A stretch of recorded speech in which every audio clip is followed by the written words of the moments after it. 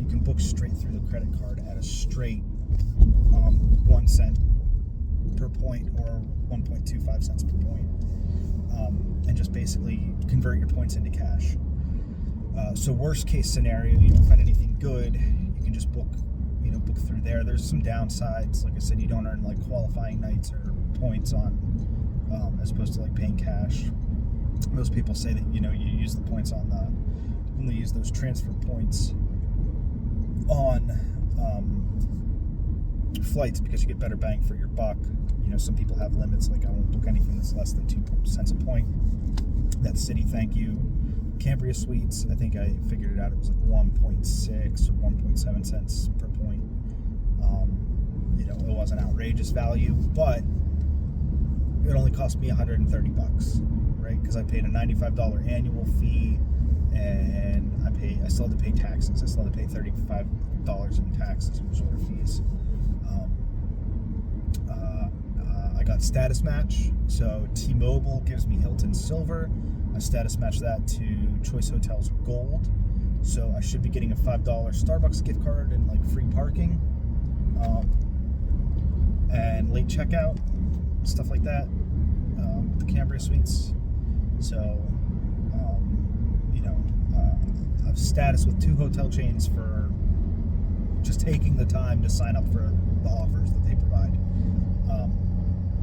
Because T-Mobile has their magenta status matches with Hilton Silver status right now for the rest of the year if you're a T-Mobile customer. I'm looking at Disney. I wish I would have started this a year ago. We're going to Disney in February. There are Disney hotel properties aren't owned by hotel chains, so there's no reward program for Disney, but they are available in travel portals. I can see almost every property through the City travel portal. I could only find the Riviera Resort through Chase's travel portal, but I'm sure there's other ones, and it just wasn't showing up in my search, maybe because I looked at Lake Buena Vista and not like, I forget what the other little town is that's closer to Animal Kingdom, that's a little bit west of Buena Vista. There's like the Bay Lake something. So maybe I was looking at maybe I was searching for the wrong town or something, but I know you can at least book the Riviera Resort through Chase Travel Portal with Chase points.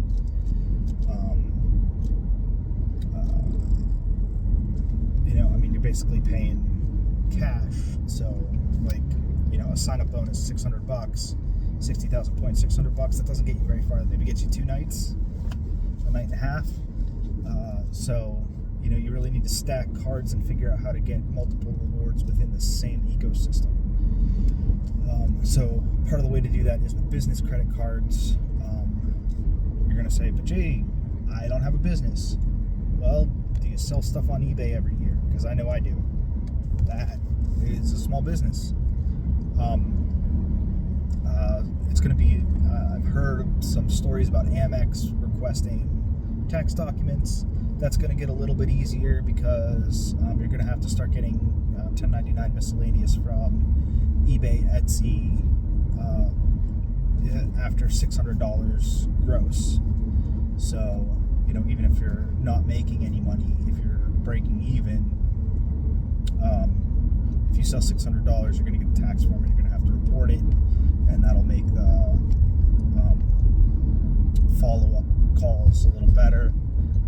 Basically the thing to do is to not fudge, just say like, hey, my annual revenue is like $600, and they'll give you a card with a $1,000 credit, and you're like, how am I supposed to get a $3,000 sign-up bonus when I only have $1,000 credit? Well, you pay it off every week. You put $300, $600 on it, go to hotels, go grocery shopping, pay it off, do it again, rinse and repeat. But Jay, credit cards are bad. Well, paying interest on credit cards is bad.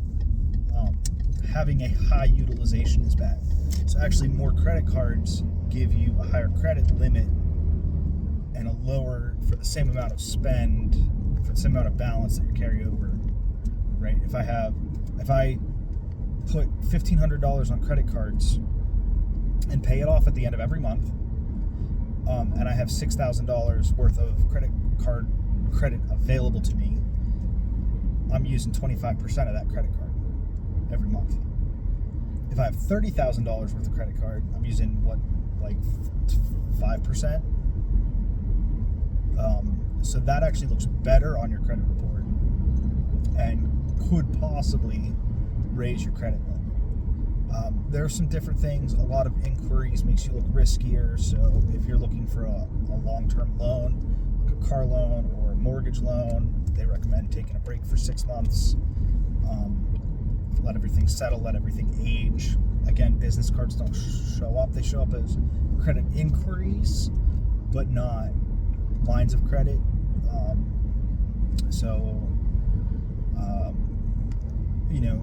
Generally getting your credit pulled does drop your credit score for a month, but then it'll come back up.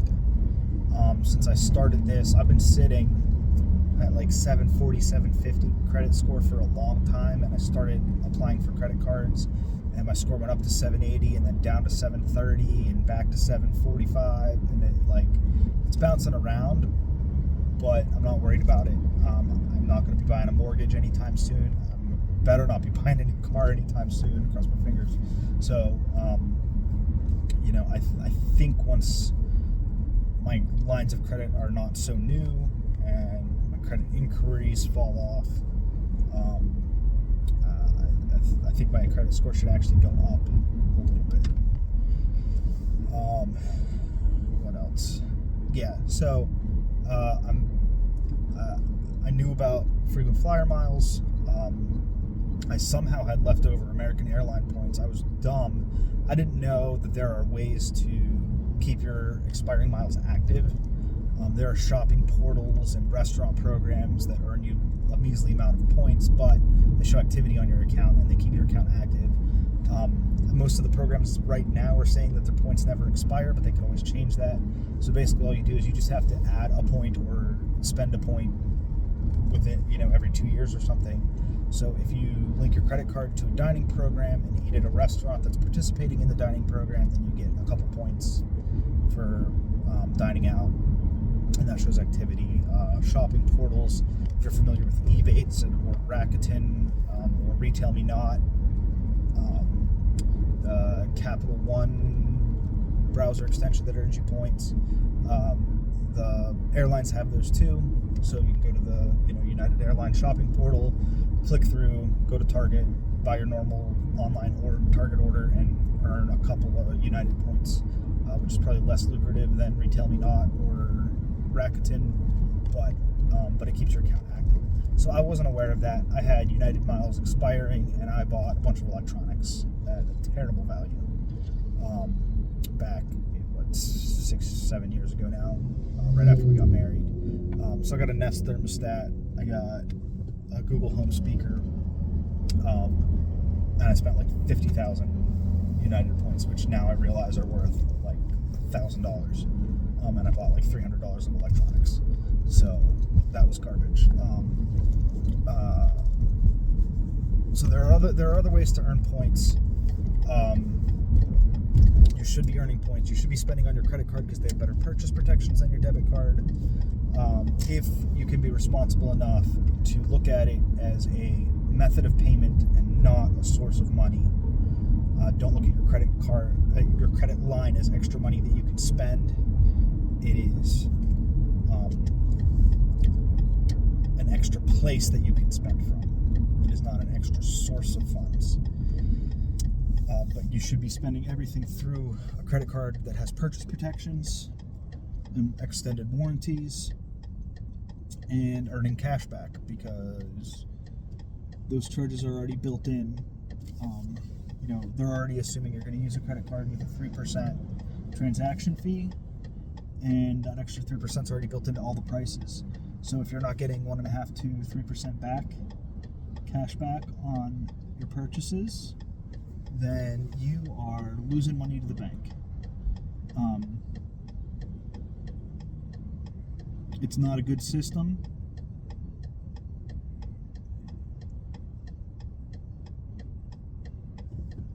The U.S. banking system is highly skewed towards the people that can afford a $500 annual fee credit card, and not the people that, risk carrying a balance from month to month. But you should be using a credit card for your purchases. You should be getting as much as you can out of the banks, because they're getting as much as they can out of you. Unfortunately, like I said, the way the system's set up, their ability to give you cash back is based on the fact that they are making a lot of money off of other people. So if you are one of the people that are making money off of the banks, then you're taking those money from poor people who are losing money to the banks. So that's what I mean by the system's not good. But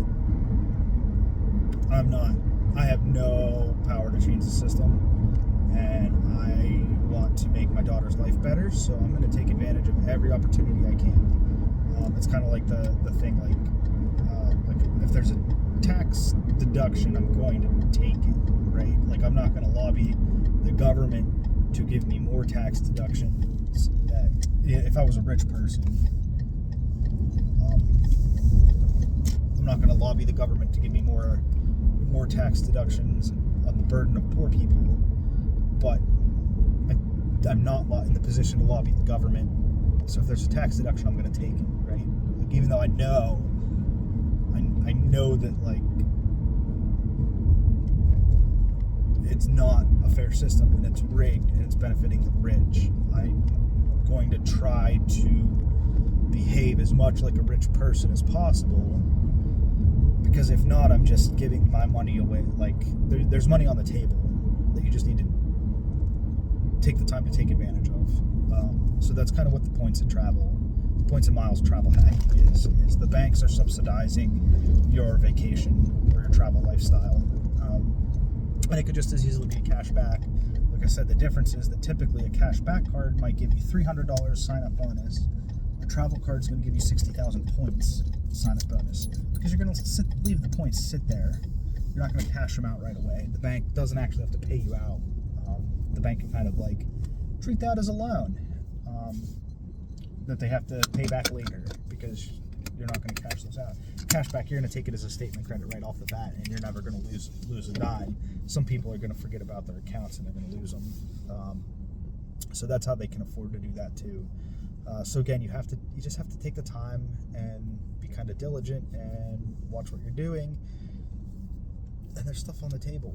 I mean, even 10 years ago, I took advantage of the first-time home buyers credit after the 2008 housing crash. Like, that didn't affect me. I was still in college when that happened, or I was still living with my parents when that happened, right out of college. So that housing crash, my parents didn't sell and buy a house. That housing crash didn't affect me one bit. But you can bet I got the tax deduction for the housing credit for first-time home buyers. That was part of the economy stimulus. Like, I didn't deserve that. I didn't need it. Nothing that happened affected me, but that money was there, and the way they wrote it was that I could take it, right? There are lots of programs. There are lots of nonprofits out there where the people they just want people, like, they work hard, and then nobody takes them up on the offer to help. And there are programs out there that people just want people that could benefit from it to take advantage of it. I got calls from the city of Washington, Pennsylvania Housing and Development, because to see if I qualified for one of their, like, housing assistance plans or something. And I didn't, but it was still like you could tell, like, not only did somebody go out of the way to, like, make a program to help people, but then the employees had to, like, basically make marketing calls to get people to take free money. Like, it's bizarre.